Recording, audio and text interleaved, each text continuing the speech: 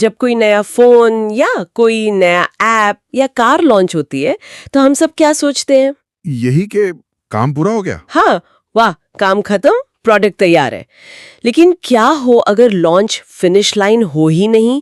क्या हो अगर वो रेस की बस एक शुरुआत हो? और असली रेस जीतने का राज वो सबसे तेज होने में नहीं बल्कि रास्ते के हिसाब से खुद को ढालने में है। बिल्कुल। आज हम टेक्नोलॉजी की दुनिया में इसी अनोखे विचार पर गहराई से बात करेंगे। हमारे पास शिवा नारायण द्वारा तक्षशिला रिसर्च पेज पर प्रकाशित कुछ शोध पत्र हैं और हमारा मिशन है तक्षशिला चरण यानी टैक्सशिला फेज के राज को समझना। बिल्कुल, ये वो दौर है जब कोई टेक्नोलॉजी लैब की सेफ दुनिया से निकलकर असली दुनिया में आती है। और यहाँ, जैसा कि इन पेपर्स में बार बार कहा गया है, सर्वाइवल वो परफेक्शन से नहीं आता। तो फिर किससे आता है? वो आता है बाजार से, मतलब अपने यूजर्स से, सबसे तेजी से सीखने की काबिलियत से। ये सिर्फ टेक की बात नहीं है, ये लगातार बेहतर होने की एक पूरी फिलॉसफी है। ठीक है, ये लाइन बहुत दिलचस्प है। नवाचार परफेक्ट होने से नहीं बचता बल्कि बाजार से तेजी से सीखने से बचता है। पर मैं सोच रही थी, क्या ये हमेशा सच होता है? जैसे पहला आईफोन, वो तो लॉन्च होते ही लगभग परफेक्ट था, उसने मार्केट ही बदल दिया। तो क्या ये जल्दी सीखो वाला मॉडल हर किसी पर लागू होता है? नहीं, ये एक बहुत ही वाजिब सवाल है। बिल्कुल। और देखिए, आईफोन जैसे प्रोडक्ट्स वो एक तरह से अपवाद हैं। एक बिग बैंग लॉन्च की तरह। एग्जैक्टली, सालों की सीक्रेट रिसर्च और फिर एक धमाका। लेकिन आज की ज्यादातर टेक्नोलॉजी, खासकर सॉफ्टवेयर और एप्स की दुनिया में, वो मॉडल अब ज्यादा काम नहीं कर सकता। तक्षशिला चरण इसी नई हकीकत के बारे में है। अच्छा। इसे टेक्नोलॉजी के विकास का छठा चरण माना जाता है और ये कोई साधारण मेंटेनेंस फेज नहीं है जहां बस छोटी मोटी गड़बड़ियां ठीक की जाती हैं। तो ये क्या है फिर? ये एक लिविंग फेज है, असली अखाड़ा, जहां टेक्नोलॉजी पहली बार असली यूजर्स, असली प्रेशर और असली चुनौतियों का सामना करती है। मतलब? एक कभी न खत्म होने वाला बीटा टेस्ट। उससे भी कहीं ज्यादा। ये सिर्फ टेस्टिंग नहीं है, ये सीखना है। आप सोचिए, हम साइकिल चलाना कैसे सीखते हैं? गिरकर। हाँ, हम पेडल मारते हैं, लड़खड़ाते हैं, गिरते हैं और हमारा दिमाग फौरन एक छोटा सा सुधार करता है। अगली बार हम थोड़ा कम लड़खड़ाते हैं। ये कोशिश गलती सुधार का जो लगातार चलने वाला लूप है, रिसर्च में इसी को एक फैंसी नाम दिया गया है, साइक्लोजॉइड लर्नोडायनामिक्स। हाँ, साइक्लोजॉइड लर्नोडायनामिक्स। नाम भले ही मुश्किल लगे पर आइडिया वही है जो हम रोज करते हैं, अपनी गलतियों से रियल टाइम में सीखना। ओके, साइकिल चलाने वाले उदाहरण से ये कॉन्सेप्ट काफी हद तक साफ हो गया। तो अगर मैं किसी ऐप की प्रोडक्ट मैनेजर हूं, तो ये लगातार सीखना मेरे लिए असल में कैसा दिखेगा?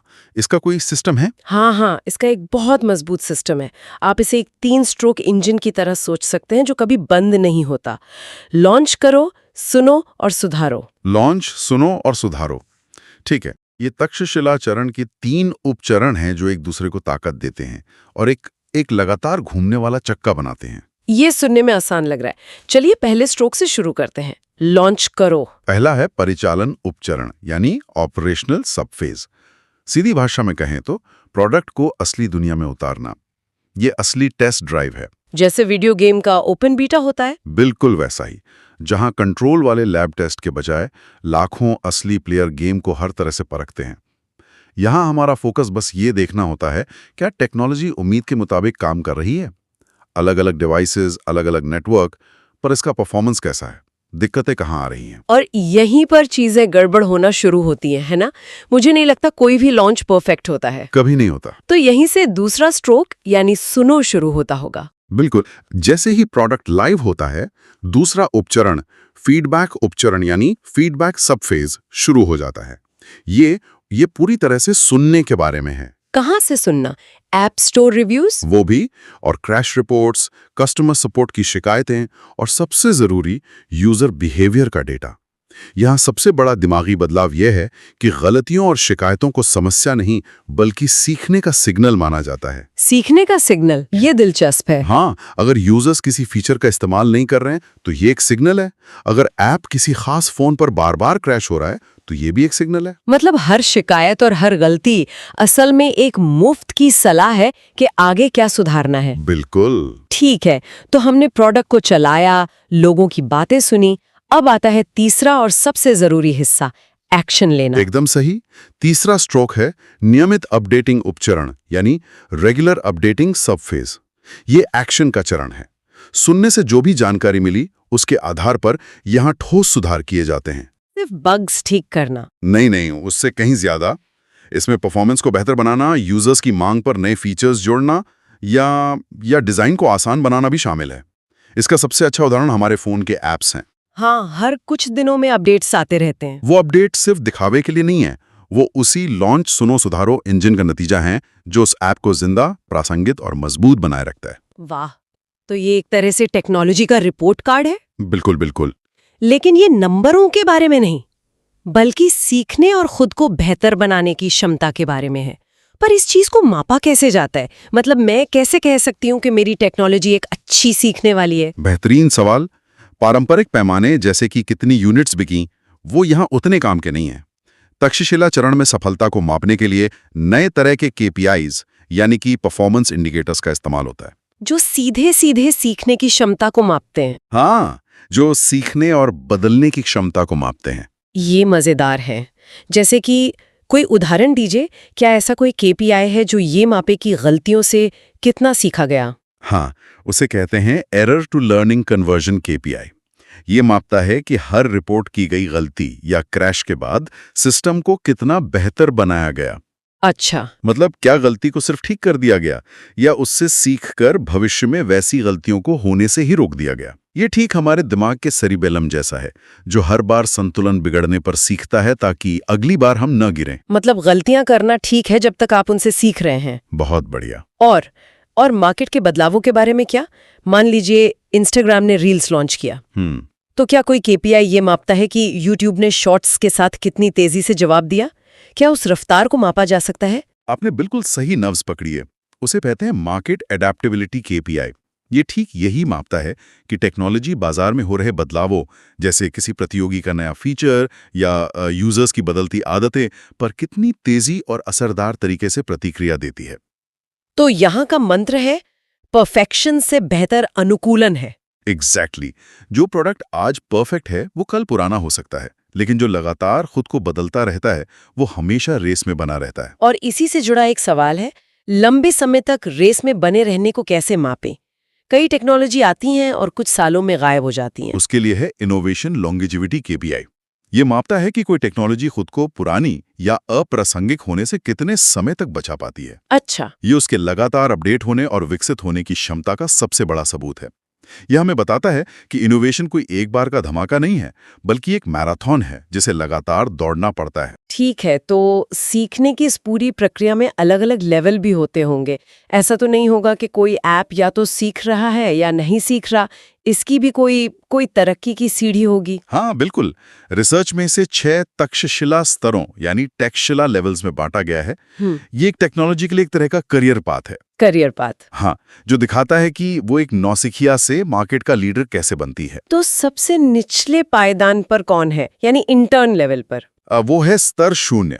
यहाँ कोई मार्केट लर्निंग नहीं हो रही, टेक्नोलॉजी या तो बहुत अस्थिर है या उसे कोई इस्तेमाल नहीं कर रहा, और सबसे बड़ी गड़बड़ ये है कि गलतियों और यूजर फीडबैक को पूरी तरह से नजरअंदाज किया जा रहा है। ये वो प्रोडक्ट है जो लॉन्च के बाद कोमा में चला गया है। सही कहा। इसके बाद वो सीखना शुरू करता है, एक ट्रेनी की तरह। हाँ, अगला पड़ाव है स्तर 2, जिसे प्री ट्रेन्ड कहा गया है। यहाँ टेक्नोलॉजी किसी की मदद से सुधार करना सीख जाती है। टीम बार बार होने वाली समस्याओं को पहचान कर उन्हें ठीक करती है। ये एक ट्रेनी की तरह है जो दिए गए निर्देशों का पालन कर सकता है, पर खुद से बड़े फैसले नहीं ले सकता। हाँ, अभी नहीं। और वो खुद से फैसले लेना कब शुरू करती है? मतलब एक भरोसेमंद कर्मचारी कब बनती है? वो होता है स्तर 3 पर, जिसे नॉलेज ट्रांसफॉर्मर कहते हैं। यहाँ पहुंचकर टेक्नोलॉजी आजाद रूप से मार्केट के हिसाब से ढलने और सुधार करने लगती है। तो वो यूजर के बर्ताव से सीखती है। हाँ, और खुद को बेहतर बनाती है और लोगों का भरोसा जीतती है। आज के समय में ज्यादातर सफल ऐप्स और सर्विसेज इसी लेवल पर काम करती हैं। यहाँ से आगे का रास्ता क्या है? क्या इससे भी ऊपर कोई लेवल है? मार्केट लीडर बनना। हाँ, और यहाँ से खेल पूरी तरह बदल जाता है। स्तर 4 पर टेक्नोलॉजी सिर्फ एक प्लेयर नहीं रहती, वो नॉलेज मॉडरेटर या मार्केट लीडर बन जाती है। वो मार्केट को रास्ता दिखाती है। बिल्कुल। अब वो सिर्फ मार्केट को देखकर प्रतिक्रिया नहीं देती, बल्कि मार्केट को गाइड करती है। वो भविष्य के ट्रेंड्स का अंदाजा लगा के पहले से तैयारी करती है। वो नए स्टैंडर्ड बनाती है और बाकी लोग उसे फॉलो करते हैं। और सबसे ऊपर शिखर पर क्या है इंडस्ट्री का विजनरी? शिखर है स्तर 5, जिसे रिसर्च स्कॉलर या एवोल्यूशन आर्किटेक्ट कहा गया है। ये वो लेवल है जहां सिर्फ खेल खेला नहीं जाता, बल्कि खेल के नए नियम लिखे जाते हैं। हाँ, इस स्तर पर पहुंची कंपनी या टेक्नोलॉजी सिर्फ अपने प्रोडक्ट को बेहतर नहीं बनाती, बल्कि पूरी इंडस्ट्री को सिखाती है कि कैसे सीखा जाए। वो सुधार के नए मॉडल और तरीके खुद इजाद करती है। तो आज की इस पूरी बातचीत का निचोड़ ये है कि तक्षशिला चरण टेक्नोलॉजी के विकास को एक मंजिल की तरह नहीं देखता, नहीं, बिल्कुल नहीं। बल्कि ये उसे एक कभी न खत्म होने वाले सफर की शुरुआत मानता है। लॉन्च आखिरी इम्तिहान नहीं है, बल्कि असली क्लासरूम का पहला दिन है। सही कहा। ये एक स्टैटिक प्रोडक्ट से एक जिंदा सीखने वाले और विकसित होने वाले सिस्टम की तरफ एक बहुत बड़ा बदलाव है। और ये सोच सिर्फ सॉफ्टवेयर या गैजेट्स तक ही सीमित नहीं है ना? नहीं, बिल्कुल नहीं। लगातार सीखने, फीडबैक को अपनाने और सुधार करने का ये तरीका हमारे करियर, हमारी स्किल्स और यहाँ तक कि हमारी जिंदगी पर भी लागू होता है। टेक्नोलॉजी की तरह हमारा विकास भी कभी पूरा नहीं होता। हम सब हमेशा अपने अपने तक्षशिला चरण में ही होते हैं। हाँ, जहाँ हमें अपने आसपास के माहौल से सीखना और बदलना पड़ता है। ये वाकई एक गहरा विचार है और ये हमें एक सवाल के साथ छोड़ जाता है। अगर हम अपने करियर या अपने स्किल्स को एक फाइनल प्रोडक्ट की तरह देखना छोड़ दें और ये माने कि वो हमेशा अपने तक्षशिला चरण में है, तो हम कौन से फीडबैक को नज़रअंदाज कर रहे हैं? और आज की दुनिया में प्रासंगिक बने रहने और आगे बढ़ने के लिए हमारा अगला अपडेट क्या होना चाहिए?